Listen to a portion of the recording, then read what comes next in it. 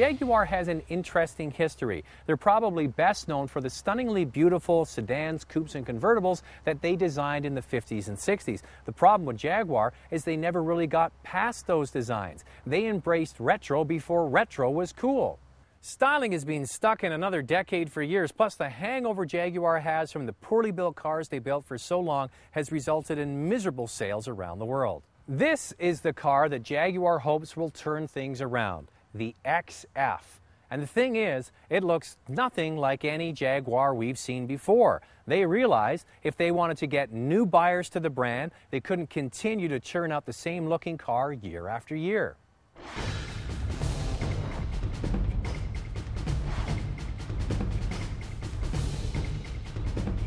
The XF is the sports sedan that Jag hopes will take on the BMW 5 Series, E-Class from Mercedes, the Audi A6, Lexus GS, and so on.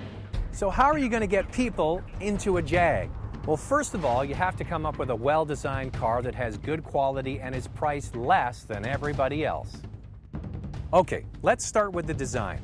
The XF is a good-looking car from every angle but the front. The sleek silhouette, the touches of chrome, and the Aston Martin-inspired rear end all look great. It's just the front looks like a Hyundai Elantra, okay? I've come out and said it. An Elantra. Is this the best they could come up with? Really? All right, it does have Passat headlights, but that's not exactly good company either. The good news is, minus the front end, the rest of the car is spectacular. The XF looks like no other car in the class. The organic flowing lines are just what a Jaguar requires. The trunk is huge. This is a long car which might even attract buyers of bigger cars like the 7 Series or S-Class.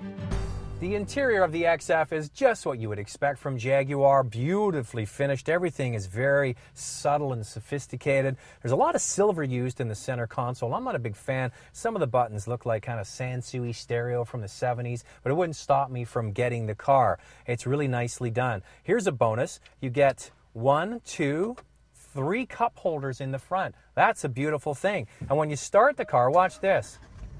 The vents open up. That's kind of a tip of the hat to the Volkswagen Phaeton, which is long gone.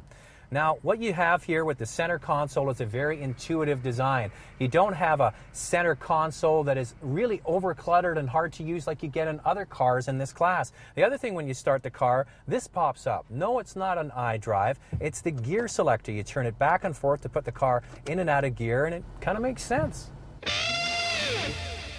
Once you put this big cat into gear and you pull away, you hear the muted sort of roar from the 4.2-liter V8.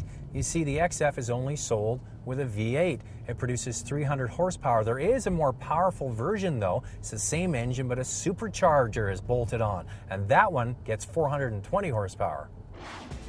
The V8 is very lively. Even though it's rated at just 300 horsepower, it does a wonderful job of launching this big car with ease, and passing is very brisk. I can't imagine what the supercharged version is like to drive.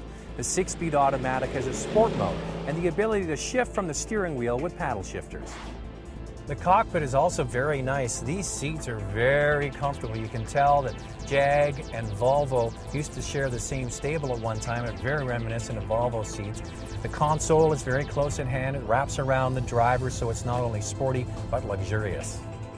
The suspension is a wonderful balance of sophistication and performance. Drive the XF in a sedate manner and it gives a smooth ride. Throw the XF into corners and you quickly realize it's also a performance sedan. They can take on the best in this class, even the class-leading 5 Series. The XF feels light and matched to the very good engine and transmission is a lot of fun to drive.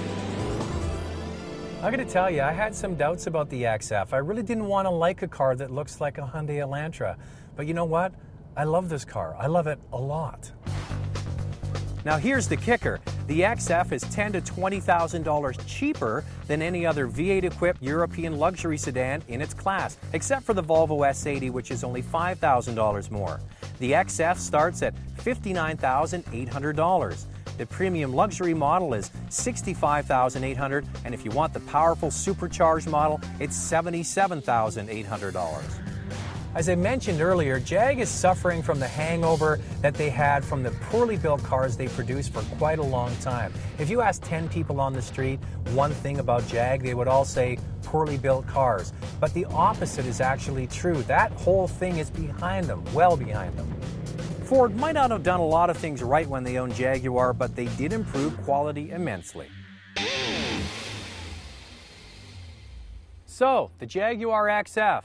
It's well thought out, it's nicely packaged, and it's priced well below the competition. The styling's even growing on me. I think it's because I like the rest of the car so much, and the great thing is when you're driving it, you can't see the front of the car. I think they might just be turning things around, and hopefully they can keep the momentum going, just as Ford has sold Jaguar to Tata Motors of India. You know what? Jaguar might just be back.